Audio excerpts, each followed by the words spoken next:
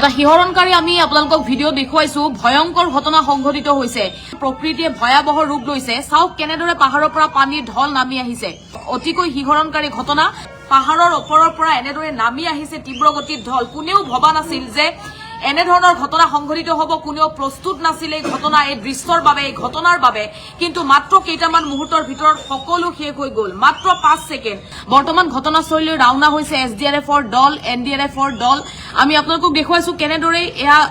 এক জনাঞ্চললৈ পাহাৰৰ পৰা তীব্ৰ গতিত খুট নামি আহিছে চিঞৰ বাখৰ আৰম্ভ হৈছে মোবাইলৰ কেমেৰাত সেই দৃশ্য বন্দী কৰা হৈছে নিমিষতে শেষ হৈ গৈছে কেইবাটাও জীৱন 50 জনকৈ লোক বৰ্তমানো মাটিৰ তলত পুত খাই আছে বুলি সন্দেহ কৰিছে উদ্ধাৰকাৰী দলে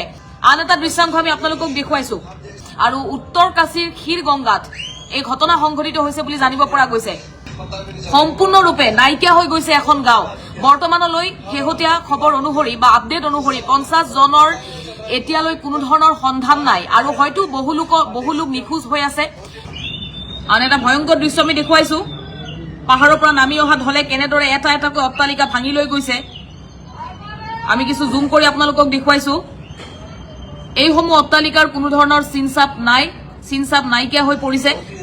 আৰু আন এটা দৃশ্য কেনেদৰে ঢল নামি আহিছিল আৰু নামনিৰ দিশে কেনেদৰে ঢল আহিছে চাওক ধুৱাই আৱৰি ধৰিছে সমগ্ৰ অঞ্চল সমগ্ৰ গাঁওখন যিসকলে পাৰিছে ঘৰৰ পৰা দৌৰি ওলাই আহিছে সুৰক্ষিত স্থানলৈ গৈছে কিন্তু বহু লোকে গমেই নাপালে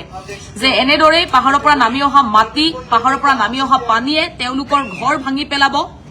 তছনছ কৰি দিব তেওঁলোকৰ বাসগৃহ আমি আপোনালোকক এটা এটাকৈ দৃশ্যাংশ দেখুৱাইছো এইবাৰ উত্তৰাখণ্ডৰ উত্তৰ কাশীত প্ৰকৃতিৰ বিভীষিকা নেৰানেপেৰা বৰষুণৰ পাছতে ডাৱৰ বিস্ফোৰণ আৰু ডাৱৰ বিস্ফোৰণৰ পাছতে বিভীষিকাময় দৃশ্য